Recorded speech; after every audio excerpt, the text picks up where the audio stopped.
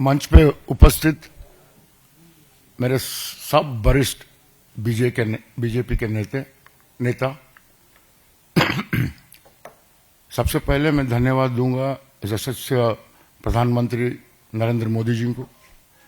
आज वो मुझे आशीर्वाद दे के उनके बीच शामिल किए हैं ताकि उनके जो विजन है भारतवर्ष के लिए एक विकसित भारत बनाने में उन्होंने जो सपना देखा है और उसी काम में लगे हुए हैं।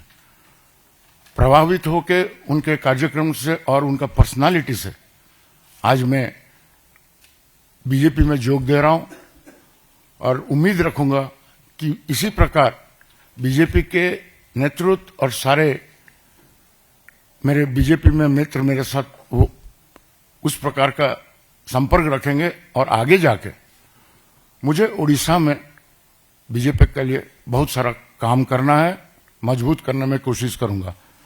मेरे बड़े भाई मनमोहन सामल जी इधर शामिल है, आपन को धन्यवाद दूची कि आज आपण मते बीजेपी रे मिसेले। अनेक बीजेपी नेता अछंती ताका ना नेबी नाही जो मानक लागी आज मु बीजेपी रे मिसुची। विशेष करी प्रधानमंत्री जहाँकर विजन रे आज ओडिशा विकसित होगा को जाऊची से योजना रे मु शामिल हेली। प्रधानमंत्री को अनेक अनेक धन्यवाद जनाऊची।